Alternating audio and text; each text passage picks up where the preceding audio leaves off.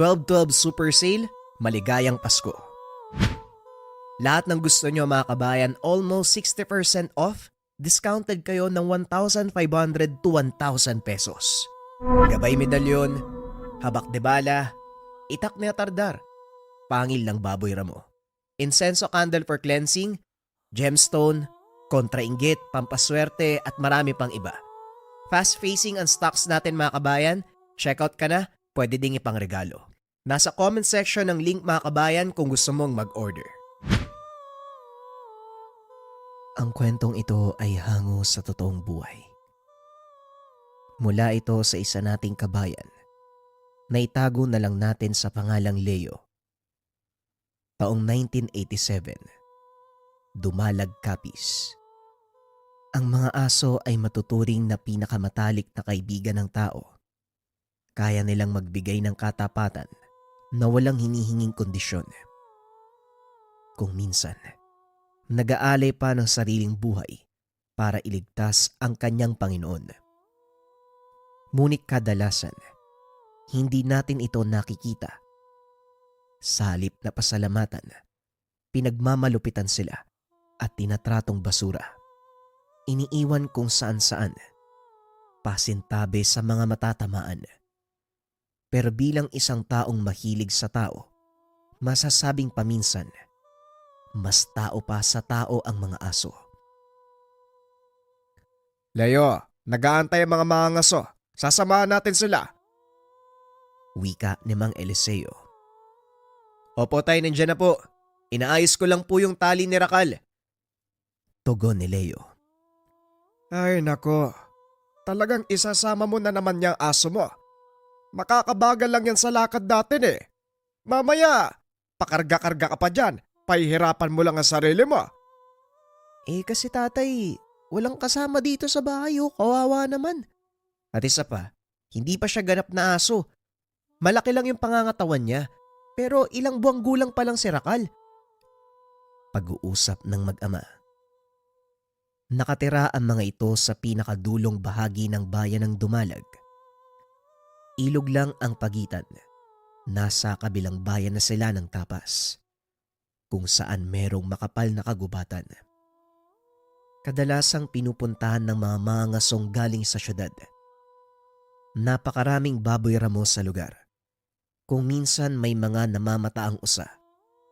Pagiging gabay ng mga mangangaso ang trabaho ng mag-ama. Si Leo, bata pa lamang, gabay na ang pasikot-sikot sa gubat na iyon. Kaya pinagkakatiwalaan ng mga mangangaso na nagpupunta sa kanilang lugar.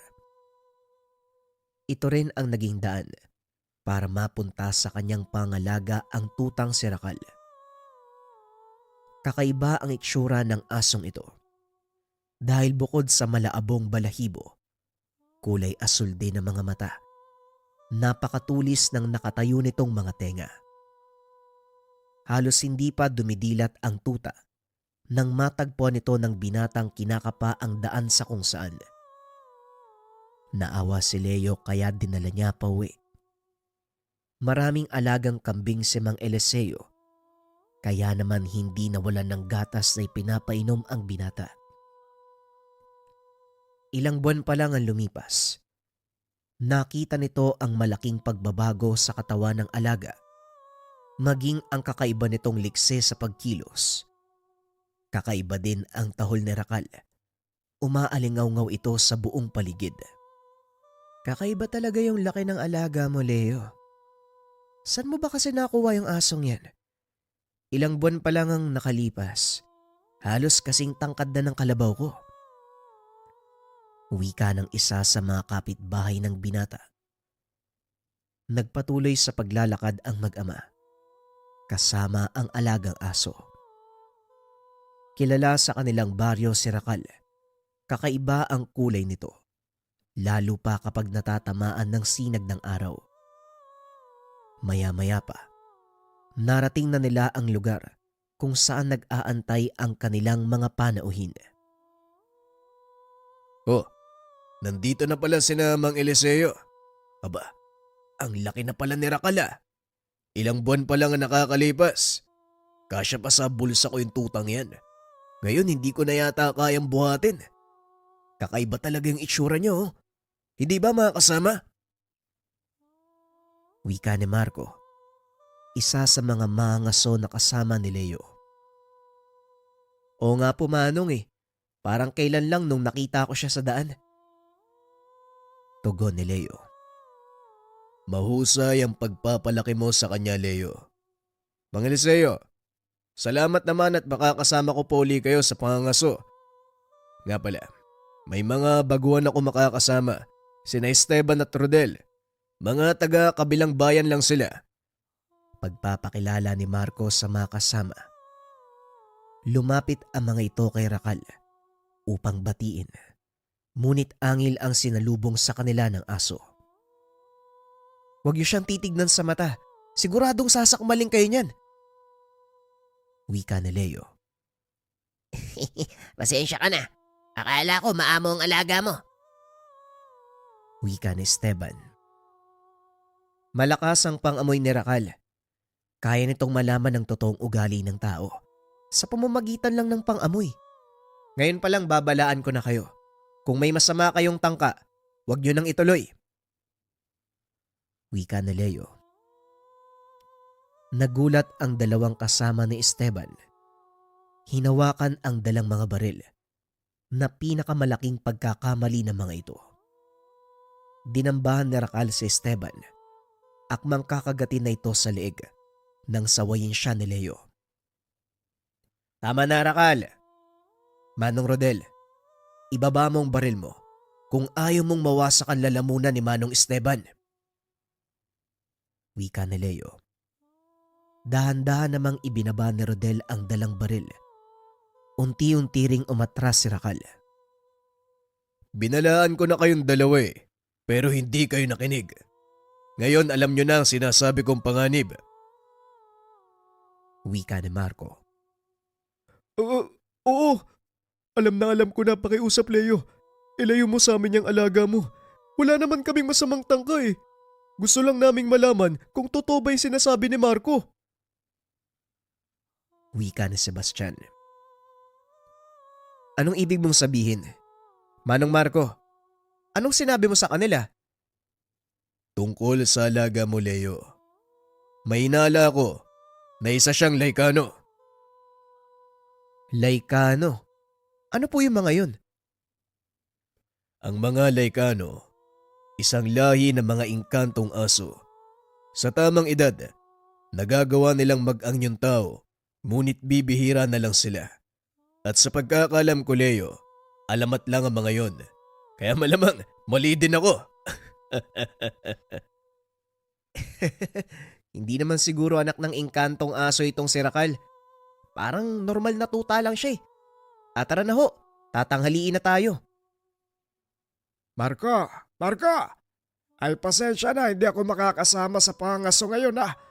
Medyo kumakalawang ng tuhod ko eh, para maglakad sa malayo. Si Leo na ang bahala sa inyo. Malaki ang tiwala ko sa kanya. Alam mo naman yun, hindi ba? Ayos lang Manong, walang problema. Naunawaan ko. Mauna na po kami ha. Mag-iingat po kayo sa daan pa uwi. Tugon ni Marco. Matapos ay nagsimula na silang maglakad papunta sa gubat. Nasa unahan ng pangkat si Rakal. Ito ang nagsisilbi nilang ilong para malaman ang pinagmumulan ng mga baboy ramo nang hindi nabubulabog ang kanilang kinaroroonan. Ilang sandali pa narating ng mga ito ang unang kampo. Mananatili tayo dito hanggang umaga. Masyado nang delikado para magpatuloy sa pag-akyat ng kabundukan sa ganitong oras. Bukod sa madilim, mukhang babagsak pa ang ulan. Wika ni Leo. Tama si Leo. Ilang oras pa ang lalakarin natin bago marating ang susunod na kampo. Delikado kung aabutan tayo ng ulan sa daanan. Magtayo kayo ng mga tolda. Mag-iipon lang ako ng panggatong. Wika ni Marco. Maya-maya narinig ng mga ito ang malakas na kahol ni Rakal. Sinundan pa ng mahabang pag-alulong. Alam ni Leo ang ibig sabihin nito. Dali-daling tumayo ang binata upang puntahan ang kinaroroonan ng alaga.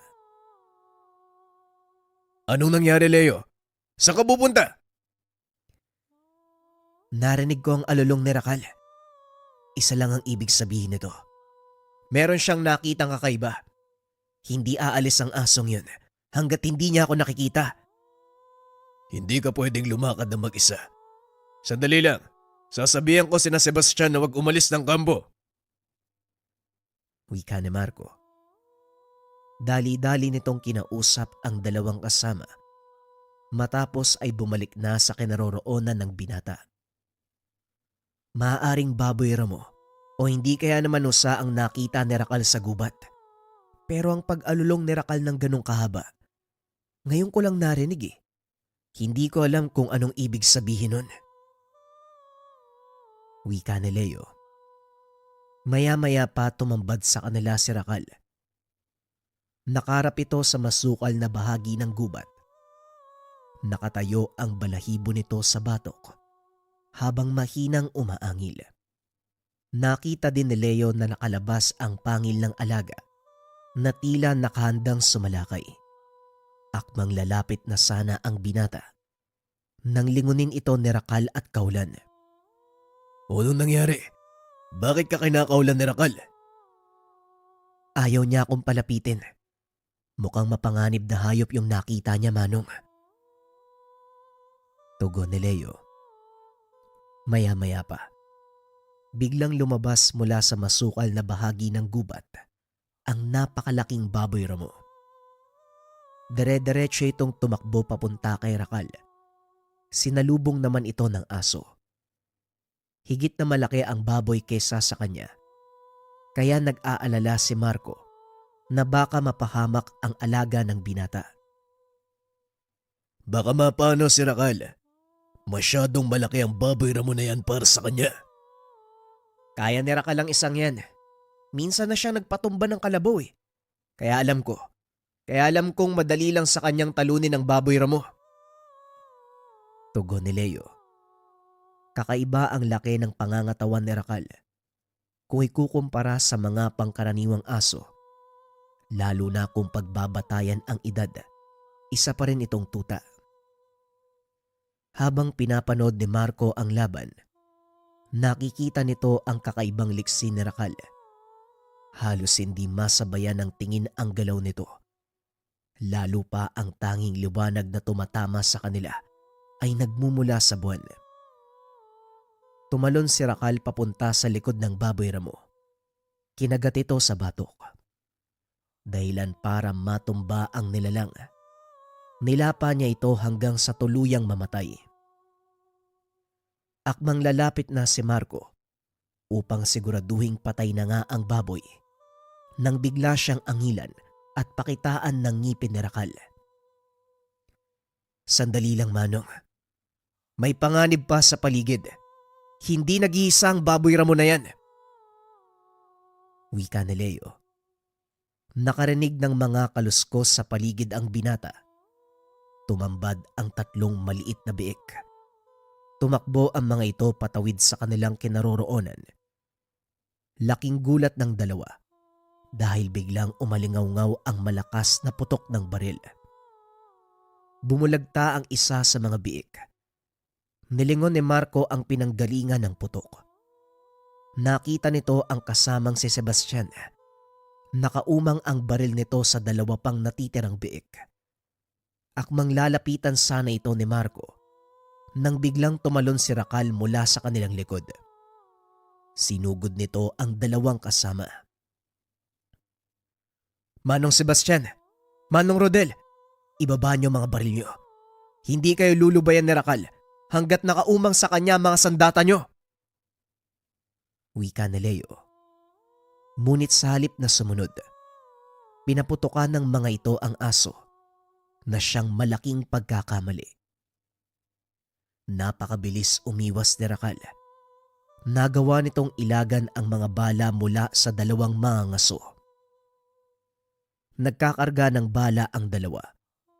Hindi na nagawang itutok pa kay Rakal dahil nasa harapan na nila ang galit na aso.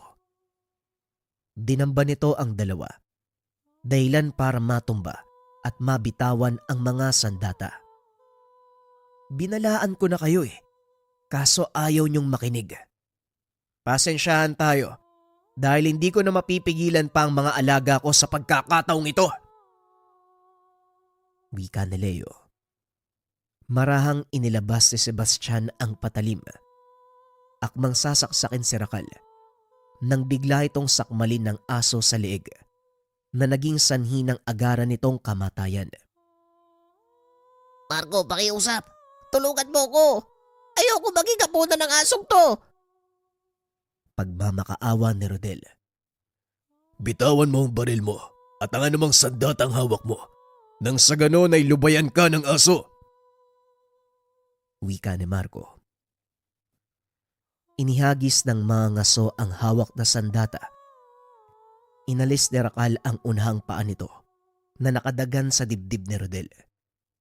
Dali-daling tumayo ang mga ngaso.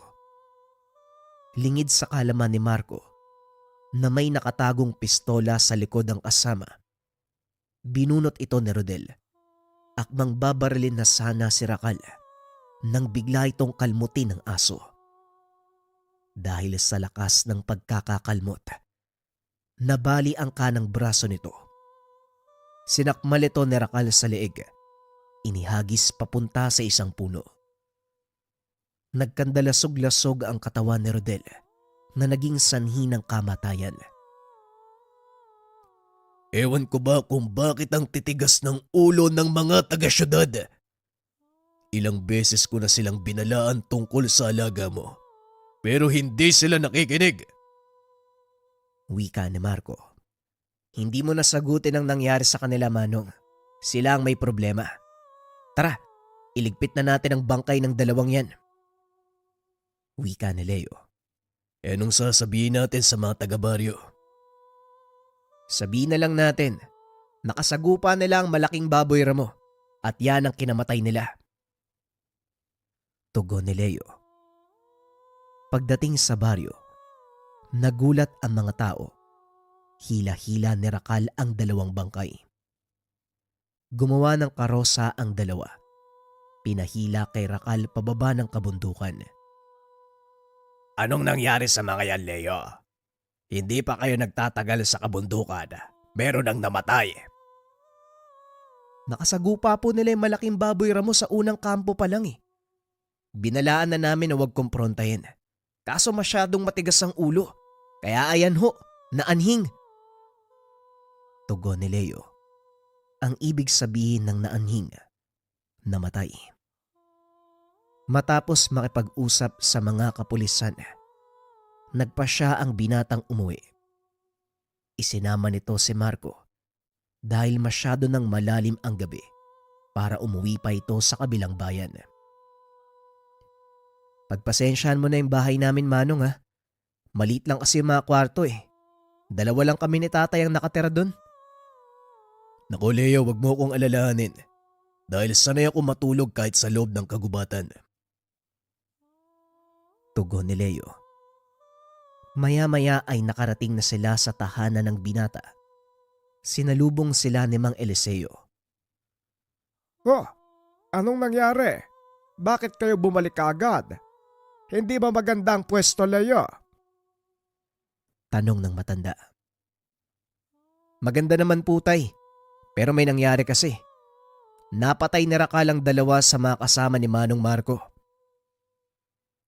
Tugon ng binata. Bagay na ikinagulat ni Mang Eliseo. Anong sinabi mo? Napatay ni Rakal ang 2 kasama ni Marco? Tanong ni Mang Eliseo.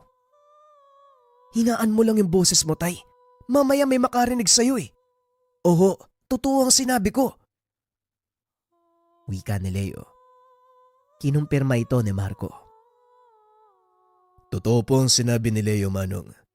Kasalanan din nila Hindi nakinig sa mga babala ko bago kami tumuloy sa pangaso.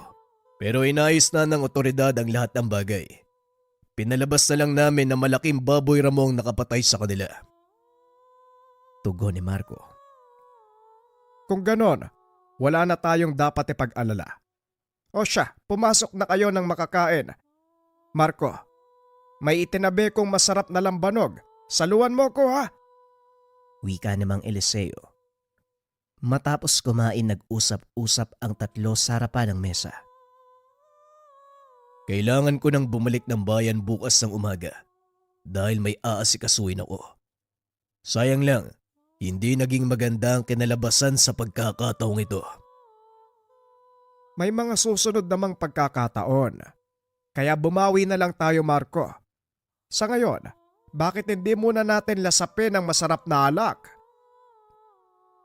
Tugon ni Mang Eliseo. Habang nag-iinuman ang dalawang nakakatanda, biglang dumating ang mga tanod. Magandang gabi, Mang Eliseo. Pasensya na po sa itorbo ha. Pero maaari ba namin malaman kung nandito yung lalaki na nagngangalang Marco? Tanong ng tanod. Oo, nandito pa si Marco. Bakit ba dong? Anong kailangan mo sa bisita ko? Pinapatawag siya ni Kapitan eh. May mga taong naghahanap sa kanya. Napag-utusan lang ho kami. Mukhang mahalaga ang pakay ng mga taong ito sa'yo, Marco ah. Hindi sila mag-aabala ng ganitong oras kung hindi mahalaga ang sadya. Ang mabuti pa, puntahan mo si Kapitan. Leo, samahan mo si Marco. Tugon ni Mang Eliseo. Sige po, Lolo. Ako nang bahala. Wika ni Leo. Sumama ang mga ito sa tanod. Dinala sila sa tahanan ng kapitan. Nakita nilang nakikipag-usap sa isa pang matanda. Magandang gabi sa inyo. Ipagpauman ninyo kung kailangan ko kayong ipatawag ng 10 oras ng gabi. Mangyari kasi, may mahalagang pakay ang kapitan ng kabilang baryo sa inyong panauhin, Leo. Wika ni Kapitan Mulong. Magandang gabi din po, Kapitan. Ano pong may paglilingkod namin sa inyo? Si Kapitan Primo na ang bahalang magkwento sa inyo. Sandali lang, kukuha ako ng kape. Tugon ng kapitan. Pagkalis nito, nagsimula nang magkwento si Kapitan Primo. Pasensya na kayo kung hindi na ako nakapag-antay hanggang mag-umaga. Mangyari kasi, isang mabangis na hayop ang sumasalakay sa aming gabi-gabi. Pinapatay nito yung mga alagang hayop ng aking mga kababaryo. Hindi rin magawang mahuli. Napakabilis kumilos. Wika ng kapitan. Ayon pa dito, ilang beses na silang naglagay ng patibong sa paligid, ngunit nasisira lamang.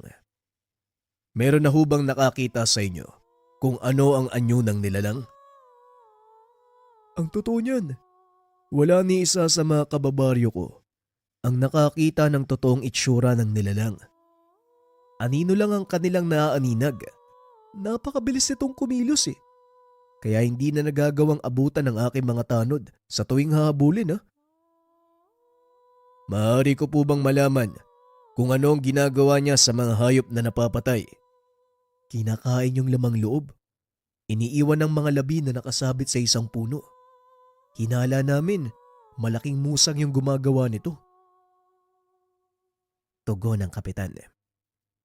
Hindi maaaring musang ang pumatay sa mga alaga niyo. Walang ganong kalaking musang sa bansa na maaaring magsabit ng kanyang biktima, lalong-lalo na sa sanga ng puno. May mga naiwan bang bakas? Hindi namin matukoy kung ano yung bakas ng hayop at kung ano yung bakas ng nilalang na sumalakay. Kaya nga kami humingi ng tulong dito kay Kapitan Mulong dahil alam ko na meron siyang kakilala na maaaring makatukoy nito. Wika ni Kapitan Primo. Ganun ba? Interesado ako sa isang to ah. Sige Kapitan, titignan ko magagawa ko. May isang bagay pa akong gustong sabihin. Hindi lang mga hayop ang nawawala.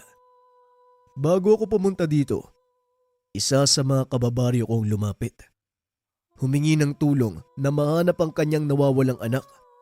Kasalukuyang ginagalugad ng mga tanod ang kagubatan sa paligid.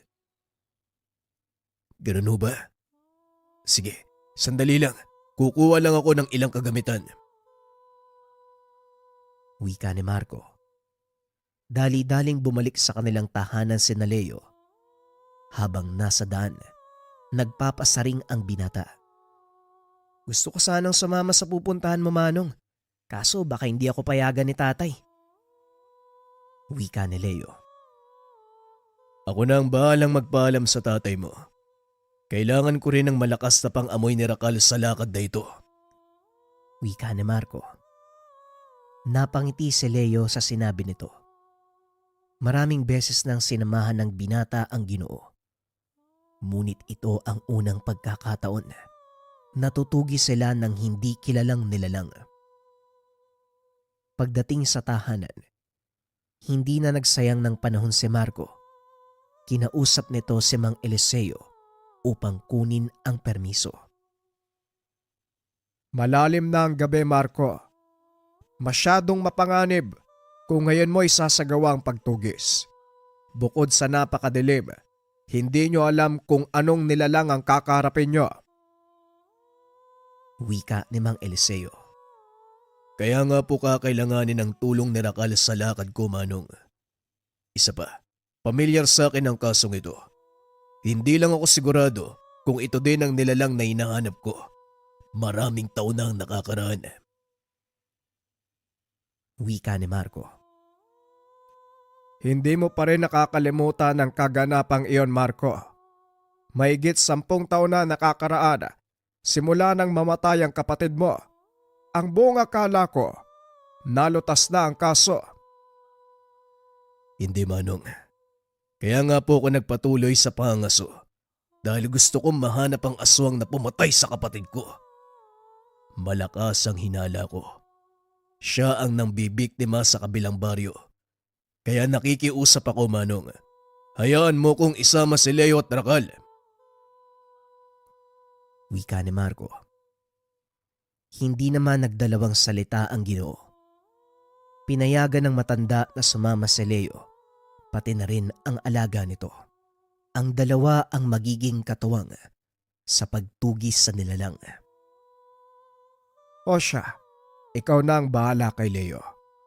May pagkapabaya minsan ng batang yan, kaya wag mong hahayaan na mawaglit siya sa paningin mo.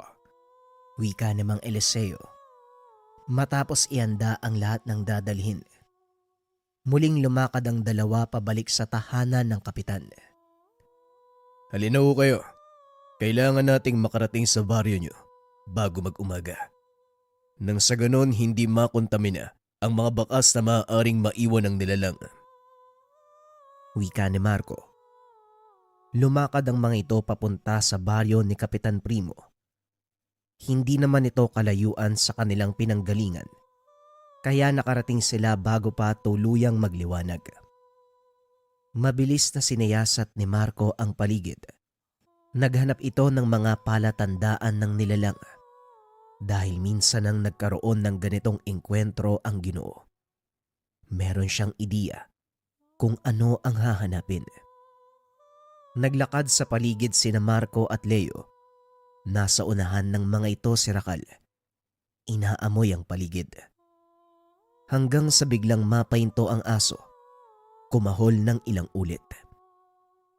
Nilapitan ni Marco si Rakal upang tignan kung ano ang natagpuan. Kaperaso ng telang nakasabit sa sanga ng maliit na puno. Kung hindi ako nagkakamali, bahagi ito ng kasuotan ng aking anak. Maaring napunit ang suot nitong damit habang tumatakas mula sa nilalang. Batay sa mga bakas na ito, pumasok siya sa kagubatan. Wika ni Marco. Kagad nitong sinabihan si Leo na pasundan kay Rakal ang mga bakas. Mabilis namang kumilos ang mga aso. Sinunod ang utos ng kanyang amo. Nakabuntot pa din sina Marco sa aso hanggang sa bigla itong kumaripas ng takbo papunta sa kagubatan na tila ba may kung anong nakita. Sinundan ni Leo ang alaga.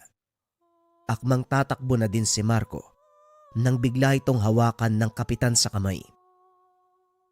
Pakiusap! Iligtas niyo ang anak ko! Yun po ang gagawin namin, Manong. Ipanalangin niyong buhay pa siya at nagtatago lang kung saan. Bumalik na kayo sa baryo, Kapitan. Kami na ang bahala dito. Wika ni Marco. Matapos makipag-usap, sinundan nito si Leo. Naabutan niya ang binatang nakaupo sa lupa habang may kung anong tinitignan. Manong, tignan mo. Mga peraso ng lamang loob. Hindi ako sigurado kung tao ang may-ari niyan o hindi kaya naman hayop. Mukhang papunta dun sa direksyon na yan. Bituka ng baboy ang isang to, Leo. Kaya bilisan mo. Hindi pa nakakalayuang. Hindi na ituloy ni Marco ang sasabihin. Merong pumatak sa kanyang balikat. Pagtingala ng Ginoo, nakita nito ang patay na baboy na nakasabit sa puno. Paanong nakarating yung baboy na yan sa itaas? Wika ni Leo. Tama nga ang hinala ko, Leo. Mag-iingat ka. Dahil hindi lang basta mabangis na hayop ang kalaban natin dito. Hindi mabangis na hayop. Anong ibig mong sabihin, Manong? Aswang ang may gawa nito, Leo. Maniwala ka o hindi, walang ibang nilalang ang gumagawa ng ganitong pamamaraan ng pagpatay. Dinadala nila sa mataas na puno ang biktima upang doon patayin at kainin. Maaaring nabulabog ang nilalang ng presensya ni Rakal kaya iniwan nito ang pagkain sa puno. Kung ganun, pwede niyang balikan ng pagkain mamaya. Malabong mangyari yon, Leo. Pasikat na ang araw. Hindi basta-basta magpapakita ang nilalang at lalong hindi siya mag-aaksaya ng panahon na balikan ang pagkain niya dahil maaari siyang mambiktima ng iba anumang oras gustuin. Wika ni Marco. Sabay turo sa isang babuyan, malapit sa kanilang kinaroroonan. Bumalik ang dalawa sa baryo upang ibalita ang nangyari sa kapitan. Nang mga oras na yon, papasikat na ang araw. Hindi pa rin nakakabalik si Rakal mula sa pagsunod nito sa amoy ng kanilang tinutugis. Mabuti naman at nakahanap kayo ng mga palatandaan. Ang baboyang nakita nyo, pagmamay-ari ng isa sa aking mga kababaryo. Malaki rin ang nawala sa kanya simula nang sumalakay ang nilalang. Kaya nga nagpasya kami na magsagawa ng hakbang Wika ng kapitan. Maya-maya ay dumating si Rakal. Hila-hila sa kanyang bibig ang katawan ng babae. Patay na ito. Nanlaki ang mga mata ng kapitan dahil ito ang nawawalang anak. Akmang lalapitan na nito ang dalaga, ngunit umangil si Rakal. Muli siyang napatras. Rakal, anong problema? Hindi rin magawang makalapit ni Leo dahil naglabas ng ngipin ng alaga. Ngunit nang si Marco na ang magtangka, walang kahirap-hirap itong pinalapit ni Rakal. Salamat, Rakal. Hayaan mo ko. Hindi na ituloy ni Marco ang sasabihin. Napatingin ito kay Kapitan at kay Leo. Napansin ng Ginoo ang reaksyon sa mukha ni Rakal habang nakatitig kay Kapitan Primo. Bakit ayaw tayong palapitin ang alaga mo sa katawan ng anak ko? Huwag na po kayo magpumilit, Kapitan. Siguradong mapapahama kayo. Tugon ni Leo. Nilapitan nito si Rakal at hinima sa ulo. Anong sinasabi niyong mapahamak? Anak ko ang pinag-uusapan dito. Ilang araw nang nawawala yan Ngayong nasa harapan ko na, bakit hindi ko pwedeng lapitan? Kapitan Primo, hindi pa patay ang anak niyo. Nawalan lang siya ng malay dahil sa sobrang pagod at pagkabusog. Haliw kayo, mag-usap tayong dalawa. O sige, tungkol ba saan yan? Naglakad palayo sa mga tao si Leo at Marco. Sumunod naman si Kapitan Primo. Nakabuntot lang sa likod nito si Rakal. Ramdam ng matanda ang matinding tensyon. Naririnig nito ang mahinang angil mula sa aso. Si Rakal ay hindi pangkaraniwang aso. Isa siyang Laikano. Sa makatuwid, alaga ng mga engkanto. Malakas ang pangamoy sa mga bagay-bagay, lalo na sa mga nilalang na kagaya ng aswang.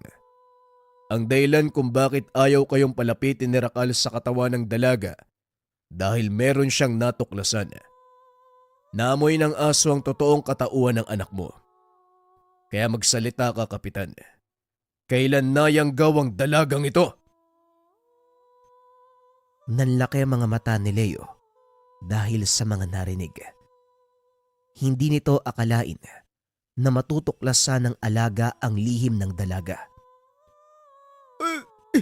Hindi. Hindi totoo ang sinasabi mo. Hindi aswang ang anak ko. Hindi yon ang nararamdaman ni Rakal.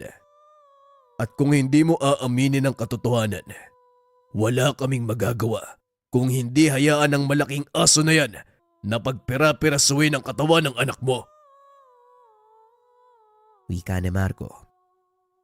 Wala nang nagawa ang kapitan kung hindi aminin sa dalawa ang katotohanan. Aminin ko na. 2 buwan ang nakakaraan ng mayang gawang anak kong si Maria.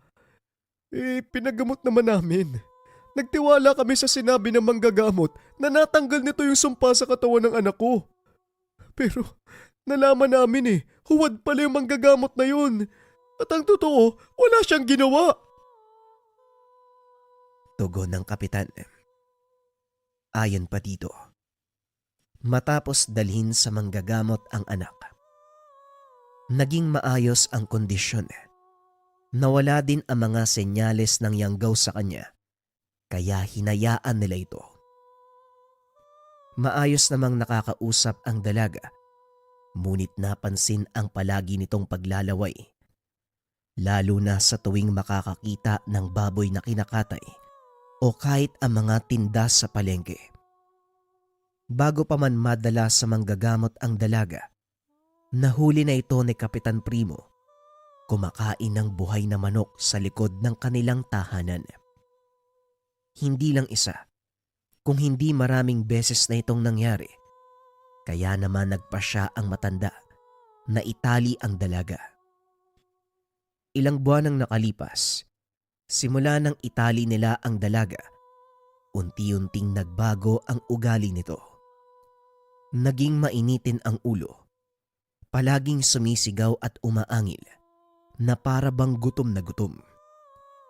Hindi rin mapatid ang laway na tumutulo sa bunganga habang nakatitig sa malayo.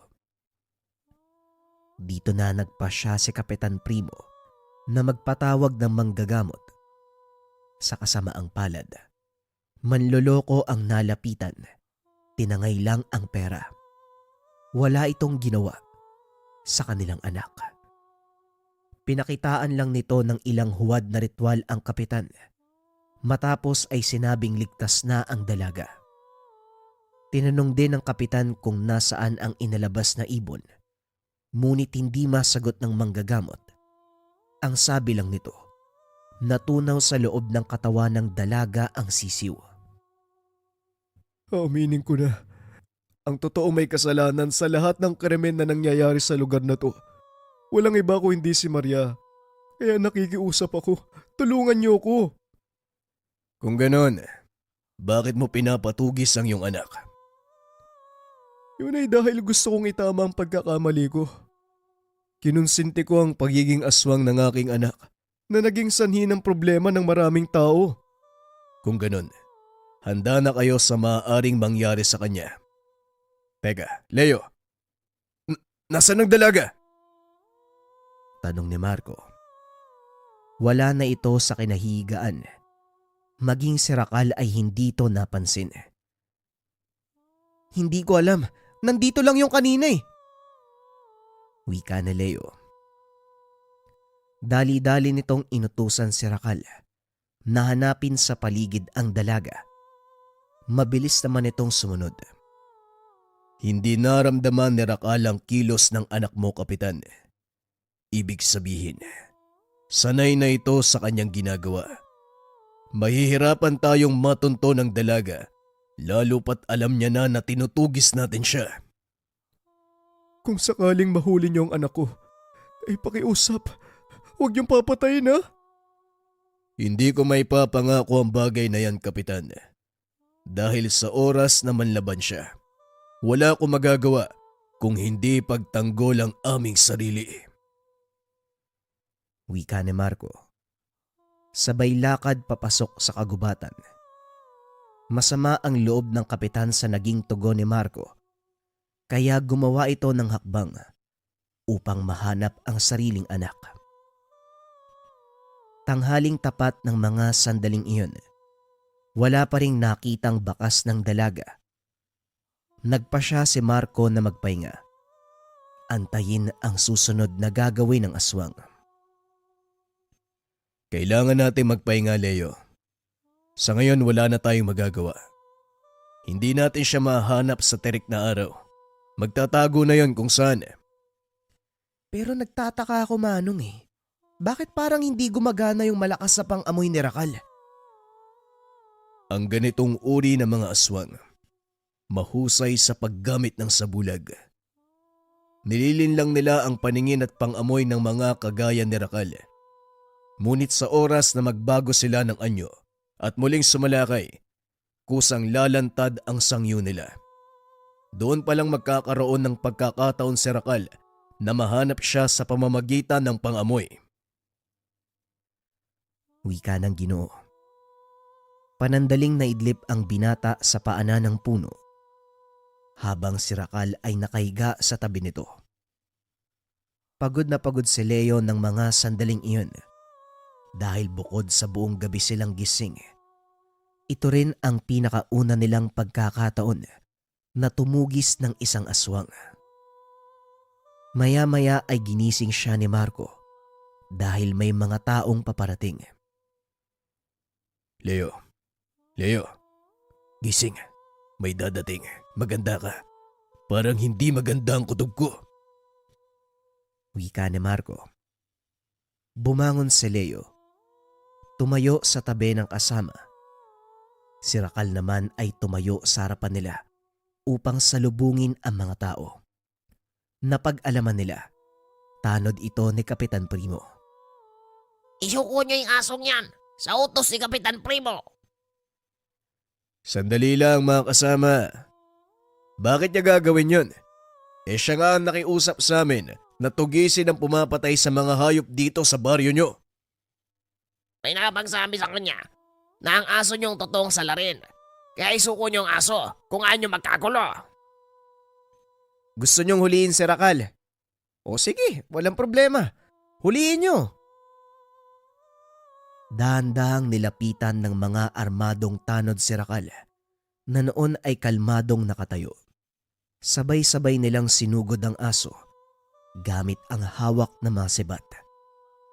Ngunit sa kasamaang palad, sila-sila lang din ang nagtusukan dahil biglang tumalon pa itaas ang aso. Lumapag ito sa kanilang likuran. Pasensya na. Nakalimutan kong sabihin may pagkakuneho pala tong alaga kong tumalon. Binaliktad kami ng kapitan nyo. Ngayon tignan nyo ang nangyari. Gumawa ng kwento si Kapitan Primo para pagtakpan ang kanyang kasalanan. Ibinaling niya sa amin ang galit ng mga taong bayan para hindi malaman ang tinatakpan niyang baho. Tinatakpang baho? Anong ibig mong sabihin? Alam kong hindi kayo maniniwala, pero ipapaliwanag ko pa rin.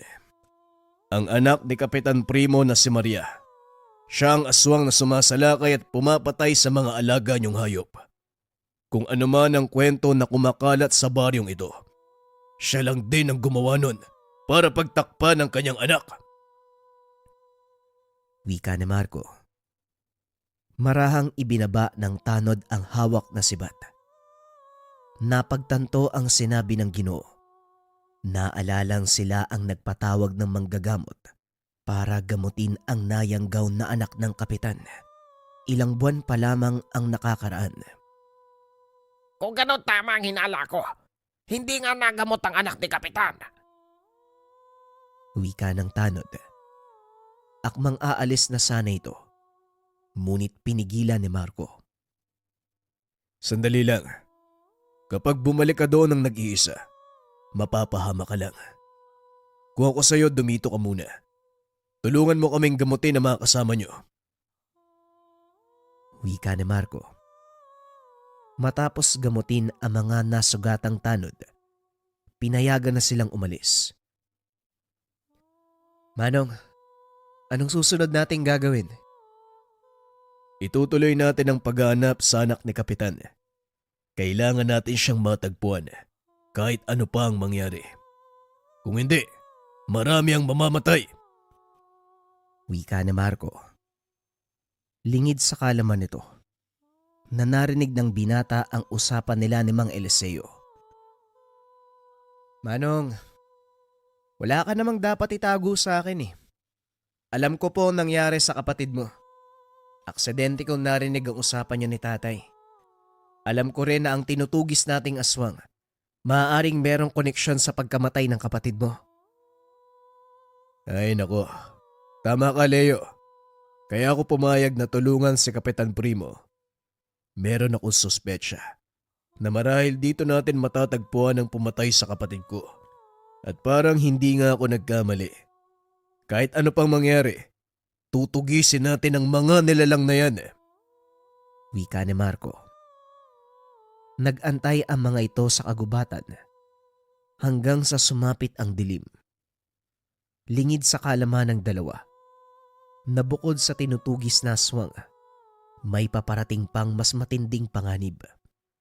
Naghahanda nang magsimula sa paghahanap ang dalawa nang biglang makarinig ng putok na mga baril. Magtago ka Leo. Anak nang, bakit may ibang maangaso dito? Wika ni Marco. Maya-maya ay lumantad si Kapitan Primo kasama ang ilang armadong kalalakian. Puntahan niyo ang bawat sulok ng gubat. Kailangan mapatay ang aso na yun. Siya ang nambibiktima sa mga hayop dito sa baryo. Wika ng kapitan. Lingid sa kalaman ng mga ito. Nakatago lang si Rakal.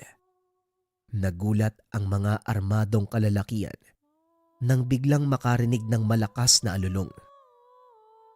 Nasundan ito ng mga kaluskos. Isa-isang nawala sa sukal ang mga kasamahan ng kapitan na tila may kung anong humablot. Ayos Napakahusay ni Rakal. Hindi si Rakal ang may gawa niyan, Manong. Paano mo naman nasabi?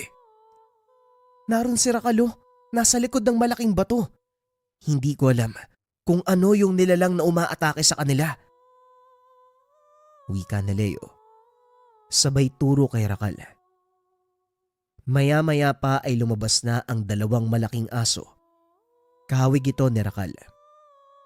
Ngunit mas matingkad na itim ang kulay ng balahibo.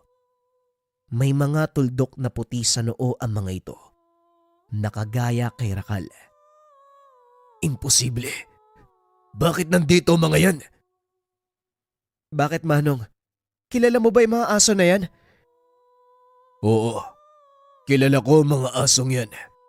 Pagmamay-ari sila ng kapatid ko. Pero imposibleng buhay pa sila. Nakita ko kung paanong pinatay ng taong bayan ang dalawang yan. Wika ni Marco. At upang matiyak na tama ang hinala, naglabas ito ng kaperasong tela.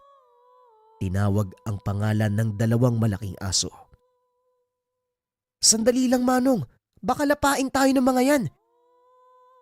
Magtiwala ka lang sa akin at pati na rin kay Rakal. Diyan ka lang. Ako ang bahala. Tugon ni Marco.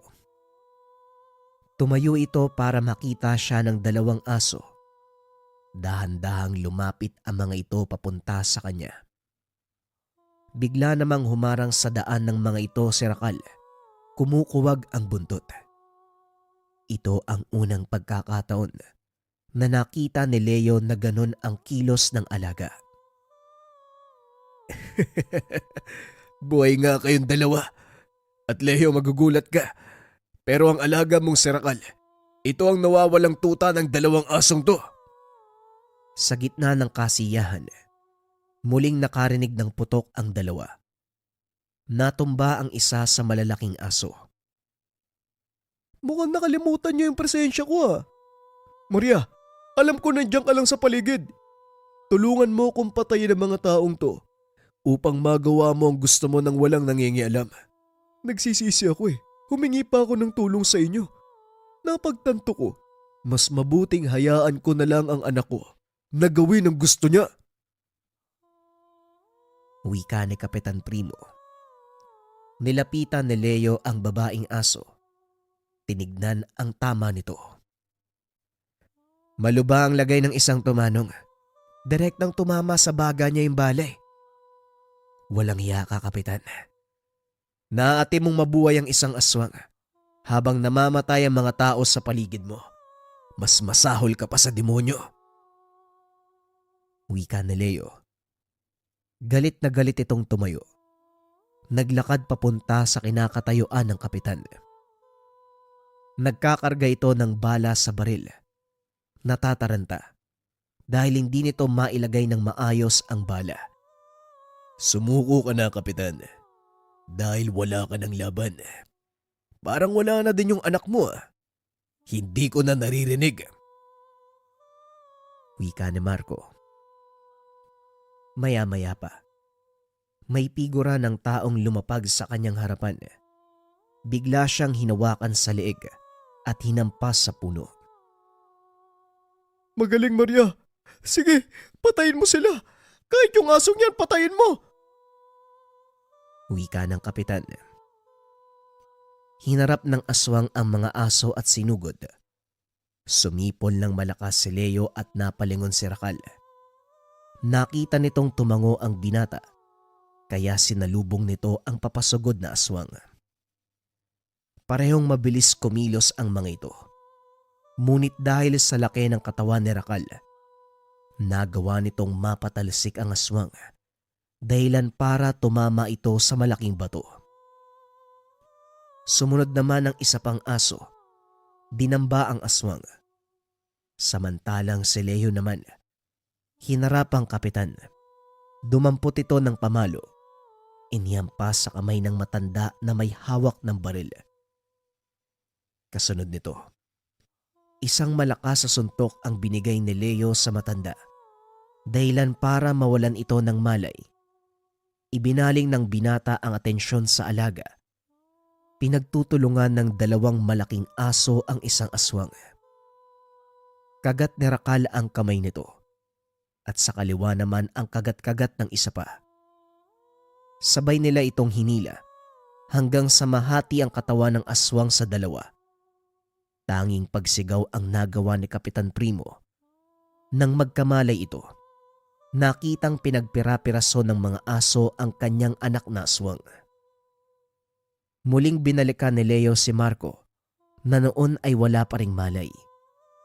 Isinandal niya ito sa puno at hinayaang magpahinga. Lumapit ang binata sa dalawang aso na noon ay tila kinikilala ang isa't isa. Ano, Rakal? Siya bang nawawala mong tatay? Teka, ano nga ba uli ang pangalan mo?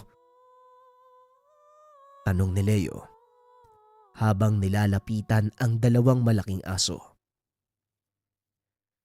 Uno ang pangalan ng isang yan. At teka, nasan si Malaya?